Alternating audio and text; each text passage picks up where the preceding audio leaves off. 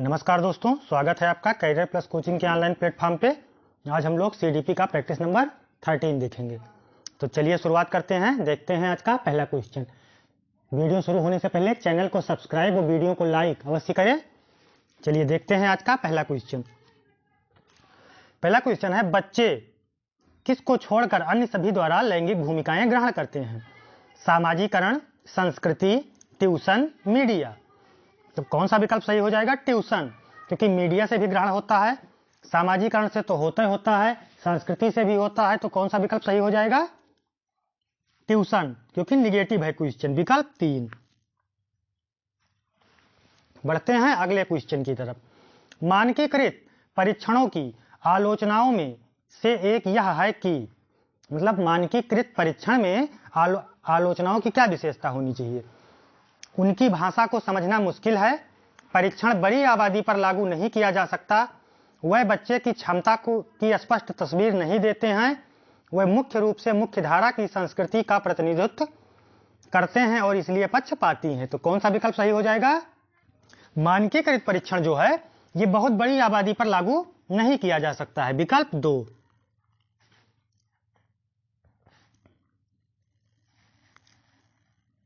बढ़ते हैं अगले क्वेश्चन की तरफ।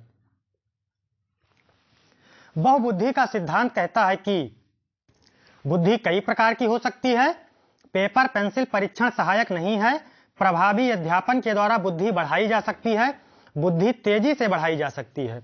विकल्प कौन सा सही हो जाएगा? बुद्धि कई प्रकार की हो सकती है। हर व्यक्ति की बुद्धि अलग अलग होती है, ठीक है। तो इसका कौन सा सिद्धांत है? बुद्धि कई प्रकार की हो सकती है। विकल्प 1।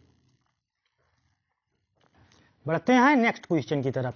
निम्नलिखित में से कौन सा सतत और व्यापक मूल्यांकन से संबंधित नहीं है? यह शिक्षण अधिगम प्रक्रिया का एक अभिन्न अंग है, यह विभिन्न शिक्षा क्षेत्रों में बच्चों की उपलब्धि पर केंद्रित है, यह बच्चों को धीमे, खराब या बुद्धिमान के रूप में चिन्हित करने में उपयोगी होता है, इसे भारत के शिक्षा के अधिकार अधिनियम द्वारा अनिवार्य किया गया है। विकल्प कौन सा सही हो जाएगा? यह बच्चे के धीमे, खराब या बुद्धिमान के रूप में चिन्हित करने में उपयोगी होता है। सतत और व्यापक मूल्यांकन से यह पता चलता है कि बुद्धि का स्तर क्या है, बच्चे का स्तर क्या है, बच्चा धीमा है, खराब है, आदि रूपों में चिन्हित करके उन्हें सुधारा जा सकता है। तो विकल्प 3 सही हो जाएगा। इसलिए सतत एवं व्यापक मूल्यांकन आवश्यक है। बढ़ते हैं अगले क्वेश्चन की तरफ। बच्चों में प्रतिभाशालिता ... के कारण हो सकती है। एक संसाधन समृद्ध वातावरण, सफल माता पिता, एक अनुशासित दिनचर्या, आनुवंशिकता और वातावरण के बीच की एक अंतःक्रिया। तो विकल्प कौन सा सही हो जाएगा? ये परस्पर आनुवंशिकता और वातावरण के बीच की क्रिया है। विकल्प 4।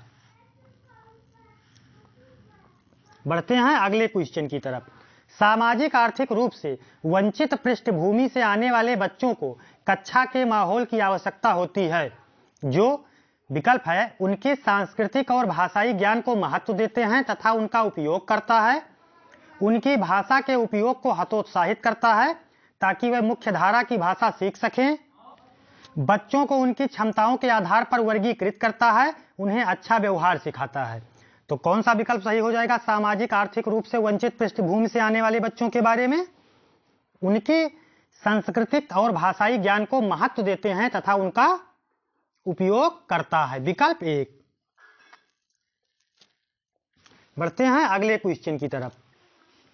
कक्षा में सृजनात्मकता और प्रतिभाशाली बच्चों के लिए आवश्यक है, हस्तक्षेप निर्भर करता है। मतलब सृजनात्मक और प्रतिभाशाली बच्चों के लिए आवश्यक हस्तक्षेप किस पर निर्भर करता है? उन्हें अतिरिक्त समय दिए जाने पर, उनके प्रति स्नेही होने के संदर्भ में, उन्हें अन्य बच्चों को पढ़ाने की जिम्मेदारी देने पर, शिक्षक द्वारा अनुकूलित और प्रेरक निर्देशन तरीकों के उपयोग पर। विकल्प कौन सा सही हो जाएगा? शिक्षक द्वारा अनुकूलित और प्रेरक निर्देशन तरीकों के उपयोग पर, ठीक है। प्रतिभाशाली बच्चों को उनके अनुकूलन पर ज्यादा प्रभाव पड़ता है। विकल्प 4। बढ़ते हैं नेक्स्ट क्वेश्चन की तरफ। अति संवेदनशील बच्चों को सिखाने में मदद करने के लिए निम्नलिखित में से कौन सा तरीका उपयुक्त तरीका नहीं है? अधिगम के वैकल्पिक तरीकों की पेशकश, उनकी दैनिक कार्यक्रम में शारीरिक गतिविधि का समावेश, बेचैन होने पर अक्सर उन्हें फटकार लगाना, एक कार्य को छोटे प्रबंधनीय खंडों में तोड़ना। विकल्प कौन सा सही हो जाएगा? बेचैन होने पर अक्सर उन्हें फटकार लगाना। ये अति संवेदनशील बच्चों की सीखने में मदद नहीं करेगा, क्योंकि क्वेश्चन निगेटिव पूछ रहा है। क्वेश्चन निगेटिव पूछ रहा है, इसलिए निगेटिव विकल्प सही होगा। बेचैन होने पर अक्सर उन्हें फटकार लगाना। विकल्प 3। क्वेश्चन को बहुत ध्यान से पढ़ना है आप लोगों को कि कब पॉजिटिव पूछ रहा है, कब निगेटिव पूछ रहा है, तभी आप लोग उचित विकल्प का चयन कर सकेंगे। अलग अलग सोच वाले पैटर्न उन बच्चों की पहचान करते हैं जो डिसलेक्सिया है, सृजनात्मकता है, प्रत्यास्थायी है, विकलांग है। तो कौन सा विकल्प सही हो जाएगा? ये अलग अलग पैटर्न का बच्चा सृजनात्मक हो सकता है, जो दूर तक गहन अध्ययन करने की अलग अलग तरीकों को, अलग अलग विधि को समझने में सक्षम है। तो ये किस गुण के अंतर्गत आएगा? ये सृजनात्मकता के अंतर्गत आएगा। ठीक है, डिसलेक्सिया एक पठन विकार है, विकलांग आप लोग समझते ही हैं। निम्नलिखित में से कौन सा शिक्षक द्वारा कक्षा में बच्चों के लिए समस्या हल करने के तरीकों का वर्णन नहीं कर सकता? कुछ हल करते समय गलतियों को करने के लिए प्रति ईमानदार रहना, सोच विचार परीक्षण और विभिन्न उत्तरों जैसी शब्दावली का प्रयोग करना, अभिसरण उत्तरों वाले प्रश्न पूछना, किसी विशेष समस्या को हल करने के बारे में अपनी विचार प्रक्रियाओं पर चर्चा करना। तो कौन सा विकल्प सही हो जाएगा? देखिए, इसमें अभिसरण उत्तरों वाले प्रश्न पूछना, क्योंकि निगेटिव कह रहा है कि किस समस्या को हल करने के तरीकों का वर्णन नहीं कर सकता। तो चर्चा पॉजिटिव वे में जाता है। ठीक है, गलतियां अभिगम का एक अभिन्न भाग है। सोच विचार परीक्षण जैसी शब्दावली का प्रयोग करना चाहिए। तो क्या नहीं करना चाहिए? अभिसरण उत्तर वाले प्रश्नों को पूछना। विकल्प 3। बढ़ते हैं अगले क्वेश्चन की तरफ। निम्नलिखित में से कौन सा एक संवेग है? डर, ध्यान, उत्तेजना, स्मृति। तो मैकडूगल जी का 14 संवेग हैं। ठीक है, तो इनमें से कौन सा है? विकल्प कौन सा सही हो जाएगा? डर। डर क्या है? एक संवेग है। बढ़ते हैं अगले क्वेश्चन की तरफ। एक 3 साल का बच्चा बताता है कि दूध बूथ पर एक मशीन द्वारा दूध का उत्पादन होता है। निम्नलिखित में से कौन सा बच्चे की समझ का सबसे अच्छा स्पष्टीकरण प्रदान करता है? बच्चे का जवाब दूध बूथ से दूध खरीदने के अपने अनुभव पर आधारित है।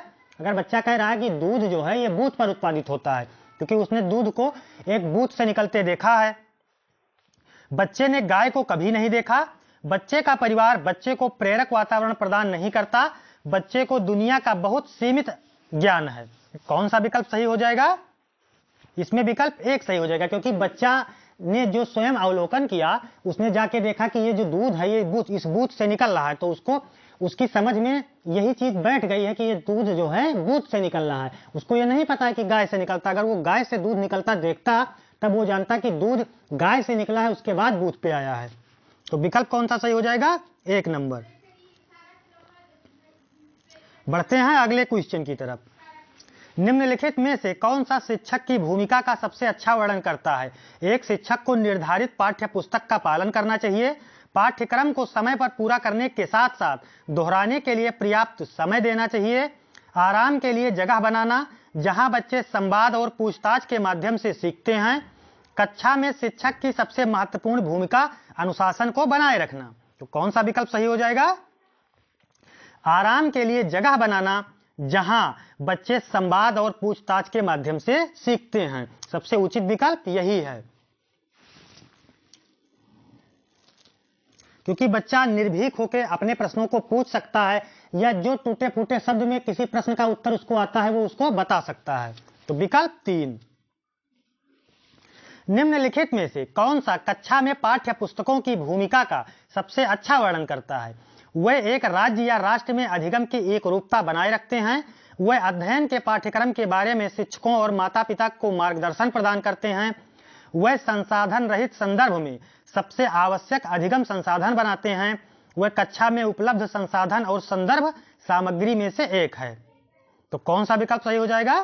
पाठ्य पुस्तक के बारे में कह रहा है, तो पाठ्य पुस्तक के बारे में वो कक्षा में उपलब्ध संसाधन और संदर्भ सामग्री में से एक है। पाठ्य पुस्तक क्या है? एक संसाधन के रूप में लिया जाना चाहिए। विकल्प 4। राष्ट्रीय पाठचर्या फ्रेमवर्क 2005 ने अपनी समझ किससे प्राप्त की है? व्यवहारवाद से, रचनावाद से, संज्ञानात्मक सिद्धांत से, मानवतावाद से। ये जो राष्ट्रीय पाठचर्या 2005 है एनसीएफ, ये अपनी समझ किससे प्राप्त करता है? मतलब इसमें किस सिद्धांत का झलक दिखाई पड़ती है? तो किसकी दिखाई पड़ती है? इसमें रचनावाद पर बल दिया गया है। विकल्प 2। रचनात्मकता का ज्यादा जोर इस पे दिया गया है। तो विकल्प कौन सा सही हो जाएगा? 2, रचनावाद। कक्षा में बच्चों को प्रेरित समझा जा सकता है यदि वे कक्षा में अनुशासन बनाए रखते हैं, वे सभी उपस्थिति में नियमित हैं, वे शिक्षक से स्पष्टीकरण प्राप्त करने के लिए प्रश्न पूछते हैं, वे अच्छी तरह से वर्दी पहने स्कूल में आते हैं। तो विकल्प कौन सा सही हो जाएगा? वे शिक्षक से स्पष्टीकरण प्राप्त करने के लिए प्रश्न पूछते हैं। विकल्प 3। ठीक है, तब उसको प्रेरित माना जाएगा कि ये बच्चा प्रेरित है। जैसे किसी टॉपिक को आप पढ़ा रहे हैं क्लास में, अगर बच्चा उससे रिलेटेड पूछ रहा है तो ये आपको समझना चाहिए, या ये एक सिद्धांत भी मान सकते हैं आप कि ये आप समझेंगे कि बच्चा जो है वो सीखने की कोशिश कर रहा है, उसकी रुचि है, तभी तो वो उसके बारे में स्पष्टीकरण आपसे चाह रहा है। 19 नंबर है, निम्नलिखित में से कौन सा बच्चों में अधिगम में सुधार करने के लिए सबसे अधिक उपयुक्त है? शिक्षक को विभिन्न उदाहरणों और चित्रों का उपयोग करके विषय की व्याख्या करनी चाहिए, कक्षा में सभी प्रकार की शिक्षण सामग्री होनी चाहिए, शिक्षक को वास्तविक जीवन स्थितियों पर बच्चों को एक दूसरे के साथ बातचीत करने में मदद करनी चाहिए, नियमित मूल्यांकन परीक्षा आयोजित की जानी चाहिए। तो होना तो सब चाहिए, लेकिन सबसे उपयुक्त पूछ रहा है, तो सबसे उपयुक्त क्या हो जाएगा? शिक्षक को वास्तविक जीवन स्थितियों पर बच्चे को एक दूसरे के साथ बातचीत करने में मदद करनी चाहिए, क्योंकि जो वास्तविक जीवन है कल्पनात्मक, छोटा बच्चा कल्पनात्मक नहीं समझ सकता, ये अमूर्त चिंतन में चला जाएगा। अब छोटा बच्चा है तो आप उसको क्या करेंगे? वास्तविक जीवन जो वो आसपास अपने देख रहा है, अगर उससे जोड़ के विषय वस्तु को रखेंगे तो उसकी समझ में ज्यादा आएगी, उसकी रुचि भी बनी रहेगी। तो विकल्प 3। बढ़ते हैं अगले क्वेश्चन की तरफ। अनुशासन जो अधिगम वातावरण में एक महत्वपूर्ण भूमिका निभाता है, किस तरह की मदद करता है? वातावरण का क्या भूमिका है अधिगम में? ज्ञान, चुप्पी साधे रहने के लिए, शिक्षकों को निर्देश देने के लिए, बच्चों को उनका पाठ रटकर याद करने के लिए, बच्चों को अपनी शिक्षा को विनियमित और मॉनिटर करने के लिए, मतलब नियमित और जांच करने के लिए। तो विकल्प कौन सा सही हो जाएगा? बच्चे को अपनी शिक्षा को विनियमित और मॉनिटर करने के लिए। विकल्प 4। ये अनुशासन जो है बहुत महत्वपूर्ण भूमिका निभाता है अधिगम वातावरण में। बढ़ते हैं अगले क्वेश्चन की तरफ। आनुवांशिकता और पर्यावरण की भूमिका के बारे में निम्नलिखित में से कौन सा कथन सत्य है? सीखने और प्रदर्शन करने की एक बच्चे की क्षमता जीनों द्वारा पूरी तरह से निर्धारित की जाती है। अच्छी देखभाल और पौष्टिक आहार बच्चों के किसी भी जन्मजात विकार को दूर कर सकता है। पर्यावरण केवल बच्चे की भाषा विकास में महत्वपूर्ण भूमिका निभाता है। विकास के कुछ पहलू आनुवांशिकता और कुछ अन्य पर्यावरण से अधिक प्रभावित होते हैं। विकल्प कौन सा सही हो जाएगा? केवल शब्द निगेटिव वे में लिया जाता है, ये तीसरा तो गलत हो जाएगा। तो कौन सही होगा? आप लोग इनमें से बताएंगे सही विकल्प कौन सा होगा? विकास के कुछ पहलू आनुवांशिकता और कुछ अन्य पर्यावरण से अधिक प्रभावित होते हैं। विकल्प 4।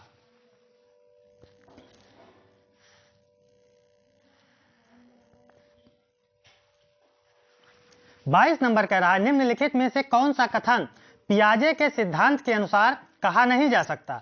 बच्चे अपनी दुनिया के बारे में ज्ञान का निर्माण और उपयोग करते हैं, निरंतर अभ्यास से अधिगम होता है, बच्चे अपने पर्यावरण पर अनुक्रिया करते हैं, विकास गुणात्मक चरणों में होता है।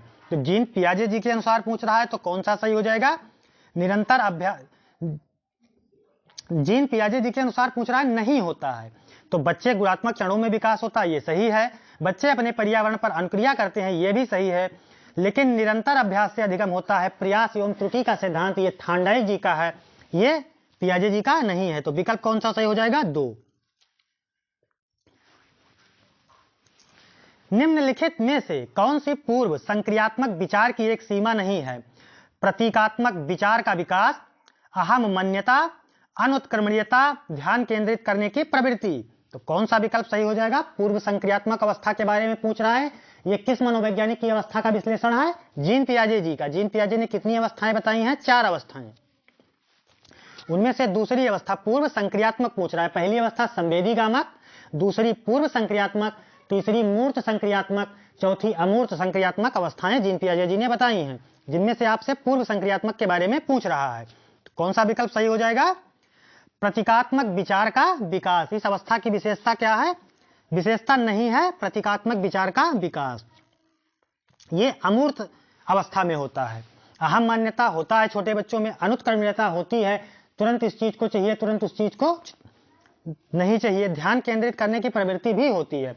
लेकिन प्रतीकात्मक विचार जो है ये चौथी अवस्था में आता है। डॉट डॉट के अलावा निम्नलिखित कारणों से खेल युवा बच्चे के विकास में एक महत्वपूर्ण भूमिका निभाता है। यह उनकी इंद्रियों को उत्तेजित करता है, यह समय बिताने के समय सुखद तरीका है, वह एक नए कौशल हासिल करते हैं, वे नए कौशल हासिल करते हैं और सीखते हैं कि उन्हें कब उपयोग किया जाए, वे अपने शरीर पर निपुणता प्राप्त करते हैं। तो विकास में से महत्वपूर्ण भूमिका इन विकल्पों में से कौन सा निभाता है? तो कौन हो जाएगा? यह समय बिताने का एक सुखद तरीका है। कह रहा है किसके अलावा, मतलब विकास के चरणों में भूमिका जो नहीं निभाता है। तो कौन सा नहीं निभाता है? निगेटिव है क्वेश्चन, क्वेश्चन ध्यान से पढ़िएगा। यह समय बिताने का एक सुखद तरीका है, विकल्प 2। भाई आप जो खेल खिला रहे हैं बच्चों को, ये समय बिताने के लिए थोड़ी खिला रहे हैं कि उसका टाइम पास हो, उसको उससे कुछ हासिल होगा, उसका कुछ अधिगम होगा, उसके शारीरिक मजबूती मिलेगी, ठीक है, सामाजिकरण होगा। ये समय बिताने के लिए नहीं किया जा रहा, इसलिए विकल्प 2 सही हो जाएगा। निम्नलिखित में से कौन सा प्रश्न बच्चों को गंभीर रूप से सोचने के लिए आमंत्रित करता है? सही जवाब क्या है? क्या आप इसी तरह की स्थिति के बारे में सोच सकते हैं? विभिन्न तरीके से हम इसे कैसे हल कर सकते हैं? क्या आप इनका उत्तर जानते हैं? तो कौन सा विकल्प सही हो जाएगा? विभिन्न तरीकों से हम इसे कैसे हल कर सकते हैं, यह सृजनात्मकता का एक एग्जाम्पल हो जाएगा और बच्चे सृजनात्मक ढंग से उसके प्रभावी उत्तरों को खोजने का प्रयास करेंगे। विकल्प 3। बढ़ते हैं अगले क्वेश्चन की तरफ। निम्नलिखित में से कौन सा विकल्प प्रगतिशील शिक्षा का सबसे अच्छा वर्णन करता है? थीमेटिक इकाइयां, नियमित इकाइयां, परीक्षण, रैंकिंग, व्यक्तिगत अधिगम, क्षमता समूह बनाना, छात्रों की लेबलिंग, परियोजना विधि, क्षमता समूह बनाना, रैंकिंग। तो कौन सा विकल्प सही हो जाएगा? चौथा है कार्य का सीखना, परियोजना विधि, सहयोग से सीखना। प्रगतिशील शिक्षा के बारे में कह रहा है, तो प्रगतिशील शिक्षा का करके सीखना, जिसमें बच्चा स्वयं करके सीखेगा, परियोजना विधि, इसमें भी करके सीखेगा और एक दूसरे के सहयोग से सीखेगा। तो विकल्प 4 सही हो जाएगा। प्रगतिशील शिक्षा का सबसे अच्छा एग्जाम्पल करके सीखना, परियोजना विधि, सहयोग से सीखना। बढ़ते हैं अगले क्वेश्चन की तरफ। प्रगतिशील शिक्षा के बारे में निम्नलिखित में से कौन सा कथन बताता है शिक्षा स्वयं का जीवन है? स्कूलों की आवश्यकता नहीं है, बच्चे अपने जीवन के अनुभव से सीख सकते हैं। स्कूलों में शिक्षा सामाजिक और प्राकृतिक दुनिया को प्रतिबिंबित करे। जीवन सच्चा शिक्षक है। स्कूल शिक्षा को यथासंभव लंबे समय तक जारी रखना चाहिए। तो विकल्प कौन सा सही हो जाएगा? स्कूल में शिक्षा सामाजिक और प्राकृतिक दुनिया को प्रतिबिंबित करे। यह भी एक प्रगतिशील शिक्षा का अच्छा उदाहरण है। तो इन विकल्पों में से कौन सा सही हो जाएगा? दूसरा विकल्प, स्कूल में शिक्षा सामाजिक और प्राकृतिक दुनिया को प्रतिबिंबित करे। कोहल वर्ग के सिद्धांत के योगदान के रूप में निम्नलिखित में से किसे माना जा सकता है? कोहल वर्ग का कौन सा सिद्धांत है? नैतिक विकास का सिद्धांत। इस सिद्धांत में विस्तृत परीक्षण प्रक्रियाएं हैं। यह नैतिक तर्क और कार्रवाई के बीच एक स्पष्ट संबंध स्थापित करता है। उनका विश्वास है कि बच्चे नैतिक दार्शनिक हैं। उनके सिद्धांत ने संज्ञानात्मक परिपक्वता और नैतिक परिपक्वता के बीच एक सहयोग का समर्थन किया है। तो विकल्प कौन सा सही हो जाएगा? उनके सिद्धांत ने संज्ञानात्मक परिपक्वता और नैतिक परिपक्वता के बीच एक सहयोग से समर्थन किया है। विकल्प 4। बढ़ते हैं अगले क्वेश्चन की तरफ। निकटवर्ती विकास का क्षेत्र संदर्भित करता है उस विकासात्मक चरणों को जब बच्चा सीखने की पूरी जिम्मेदारी लेता है। इस एक संदर्भ को जिसमें बच्चे सहयोग के सही स्तर के साथ कई कार्य लगभग स्वयं कर सकते हैं। उस सीखने के बिंदु को जब सहयोग वापस लिया जा सकता है, उस चरण को जब अधिकतम विकास संभव है। निकटवर्ती विकास के क्षेत्र के बारे में पूछ रहा है, तो विकल्प कौन सा सही हो जाएगा? एक संदर्भ को जिसमें बच्चे सहयोग के सही तरीकों के साथ कोई कार्य लगभग स्वयं करते हैं। बच्चा जब स्वयं करेगा तो उसके हर क्षेत्र का लगभग विकास होगा। इसमें करके सीखना आ गया, ठीक है, प्रत्यक्ष अनुभव बच्चा ले रहा है। तो विकल्प 2। एक उभयलिंगी व्यक्तित्व में आमतौर पर माने गए पुरुष और स्त्री गुणों का समायोजन होता है। उभयलिंगी में दृढ़ और अहंकारी होने की आदत है, समाज में प्रचलित रूढ़वादी लैंगिक भूमिकाओं का पालन करता है, स्त्री लक्षणों वाले पुरुषों को संदर्भित करता है। तो उभयलिंगी व्यक्तित्व के बारे में कौन सा कथन सही हो जाएगा? उभयलिंगी व्यक्तित्व में आमतौर पर माने गए पुरुष और एक स्त्री गुणों का समायोजन होता है। दोनों का गुण आपको दिखाई पड़ता है, तभी तो वो उभयलिंगी कहलाते हैं। विकल्प 1 सही हो जाएगा। तो आज के लिए इतना ही। चैनल को सब्सक्राइब और वीडियो को लाइक अवश्य करें। धन्यवाद। मिलते हैं अगले सेशन में।